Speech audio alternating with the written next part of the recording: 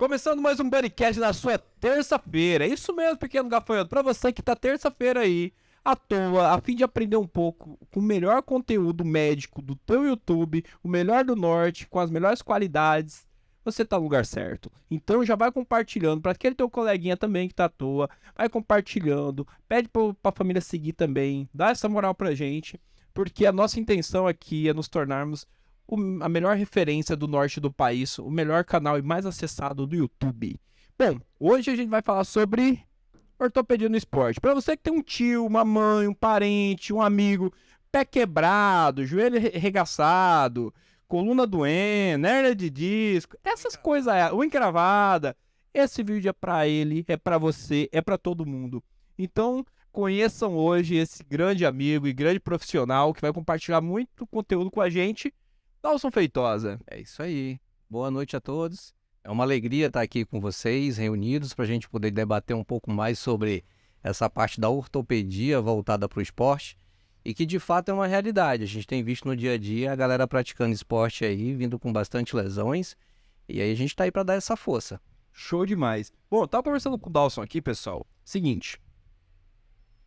Todo mundo tem algum tipo de lesão, dependendo do grau. Ou dá uma torção de tornozelo, um entorcezinho, bateu o joelho, tava jogando bola, rompeu o cruzado anterior. Todo mundo que joga bola, uma hora ou outra, ele vai ser vítima do famoso LCA, né?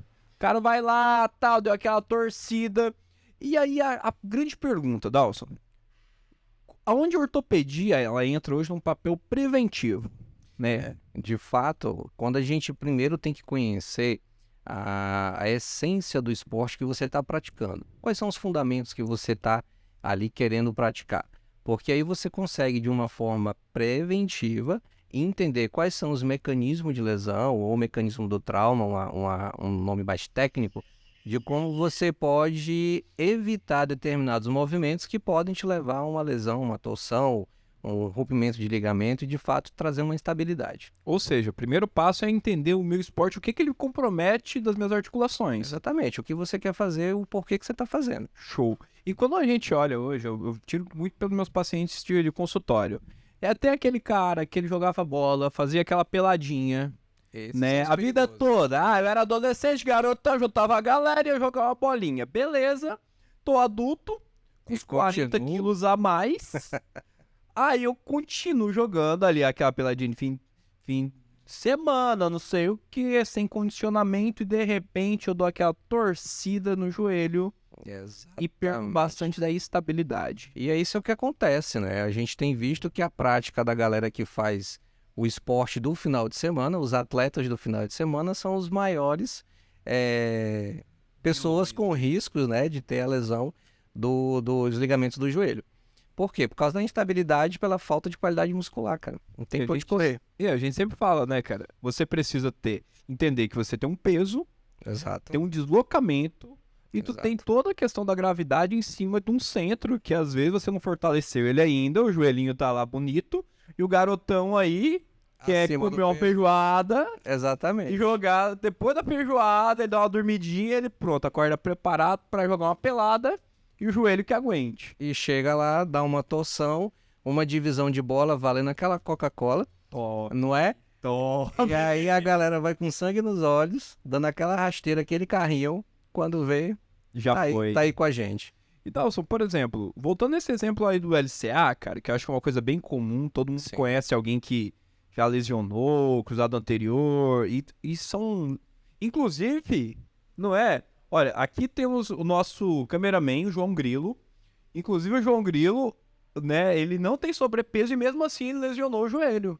Sim, ele tava comentando aqui comigo, mas o fato dele, muito provavelmente, por causa da insuficiência de musculatura. Ele não tava fazendo treino, não tava fortalecendo. Peso demais é o problema e peso de menos também é o problema. Aí quando foi jogar a bolinha, deram uma lapada nele, aí já viu a broca. Cara, e primeiro passo, o cara teve uma lesão dessa. O que hoje, antes da cirurgia, né, existe o diagnóstico, mas o que esse cara já tem que começar a se preocupar? Quais são os primeiros passos para ele procurar ajuda? De fato, você teve a lesão no esporte. Você tá suspeitando, teu joelho tá falso, ele quer sair do lugar. Então, muito provavelmente, você tem aí uma lesão do ligamento cruzado anterior. Nesses pacientes, a grande maioria vai ter indicação de cirurgia.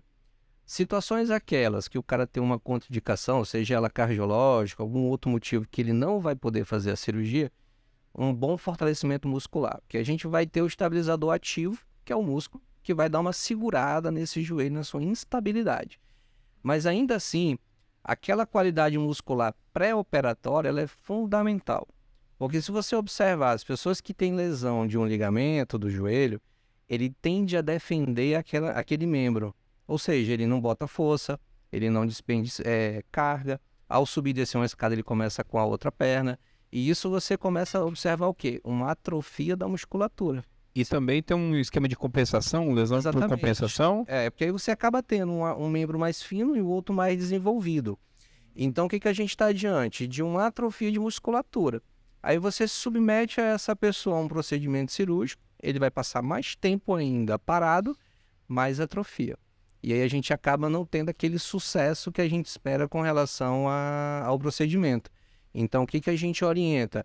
Trabalhar um fortalecimento muscular prévio, já iniciar uma atividade de fisioterapia para ganho de arco de movimento, diminuição de processo inflamatório. E aí, quando a gente cai na cirurgia, já está com a metade do trabalho feito. Boa. Cara, esse é o ponto que eu queria chegar. Porque muitas pessoas, a gente entende que nem toda cirurgia é de urgência, né? A não sei que seja uma fratura, alguma coisa. Sim. O cara lesionou ali o LCA, por exemplo, ele vai levar um tempo até essa cirurgia acontecer. Sim. E é muito interessante, principalmente para você aí, que tem algum amigo ou mesmo já passou por isso, esse tipo de informação, que o fortalecimento, ele é tanto pré-cirurgia ou não, né? Ele já entra tanto na contenção para você melhorar o fortalecimento da musculatura, ganhar uma qualidade muscular, evitar essa atrofia que tu mencionou. Exatamente. E esse esquema compensatório. Porque eu atendo vários pacientes que o cara nunca operou. Sim. Ele vive com o joelho. Não, meu joelho é meio fodido aí, por isso que eu não vou na academia, por isso que eu não vou treinar, porque eu tenho muito medo. Ou então o cara tem, como é que é o nome daquela? Que é bem comum, cara. Condromalácia. Condromalácia patelar. Condromalácia patelar. Essa é a outra campeã. Campeã. E quando você vai ver as principais causas que desenvolvem a condromalácia patelar, de novo, insuficiência muscular. Porque você acaba tendo um fortalecimento maior natural do músculo do quadríceps, ele acaba puxando a patela mais para um lado, e aí você acaba desenvolvendo essa lesão de cartilagem. Um dos tratamentos é a coisa mais simples, fortalecer o outro lado, o vasto medial. E aí você consegue estabilizar mais o joelho com relação ao alinhamento da patela. Cara, que legal. E vamos lá, isso é importante. Para você que não sabe o que é condromalácia patelar, já ouviu esse nome, não sabia, mas fingiu que sabia, se fingiu de entendido. Chega a tua tia no almoço de domingo e fala assim, meu filho, eu tô com condromalácia patelar. Daí você fala, explica pra galera, o que é uma condromalácia patelar, Dalson? Olha, isso nada mais é do que um desgaste da articulação, da cartilagem que fica por debaixo da patela. Então ali você acaba tendo uma insuficiência desse músculo, desse osso, que é a patelinha, e ali você acaba desenvolvendo uma lesão dessa cartilagem. Quais são os sintomas? Dores. Normalmente dor ao subir dessa escada, agachar, você está fazendo uma caminhada, uma corrida, você começa a sentir desconforto. Isso está relacionado com os sintomas de condropatia ou condromalácia patelar. Cara, isso é interessante. Eu, sendo bem sincero, eu não sabia. Não nessa profundidade, não nessa simplicidade que tu explicou. Então é o caso da patela, ela fica mais rasa, ela começa a ter atrito ali com a tíbia, com a fíbula, é isso? Não, o que acontece? A gente vai ter uma área do fêmur, que ele é uma parte mais funda, e a patelinha está em cima, certo? Então, quando a gente acaba tendo uma alteração da musculatura, ela tende a ir para um lado ou para o outro. Certo. E aí, a musculatura, ela influencia por duas situações. Ou o cara vai ter uma boa qualidade muscular de um lado e do outro não, ou essa cava, que eu digo às vezes que é o trilho da onde a patela vai deslizar, ela pode ser mais rasa. E aí isso você acaba tendo uma dominância de musculatura. Qual domina mais? A que domina vai puxar a patela para um lado ou para o outro. E aí você vai ter um desenvolvimento de uma instabilidade. E aí isso acaba lesionando a sua cartilagem. Cara, que legal. E esse tipo de paciente é um paciente operatório? Não. Ou não? É só conservador? Na verdade, a gente começa com a orientação, com fortalecimento muscular. Se a lesão da cartilagem ela tiver muito avançada, que a gente tem 4 graus, e aí dependendo do grau, a gente pode fazer a suplementação com os nutracêuticos. O que é isso? São as vitaminas essenciais para que você possa estar nutrindo essa cartilagem. E também tem um outro procedimento que é a viscosuplementação, onde você coloca dentro do joelho ácido hialurônico, e aí você consegue lubrificar essa articulação diminuindo o atrito.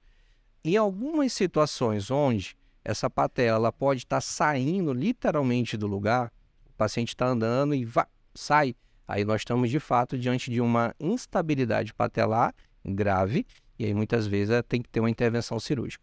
E esse cara, por exemplo, quanto ele consegue treinar? Quais são hoje as limitações para quem tem condromalácia?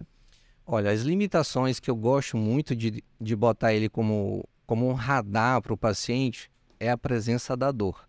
Então, existem muitos exercícios que você vai conseguir fazer sem dor. Doeu? Para. Vamos verificar quais são os exercícios que você está sentindo esse desconforto para a gente tentar adaptar. Às vezes, a angulação. Apenas a angulação daquele movimento que está sendo realizado, uma vez corrigido, você já consegue resolver o problema.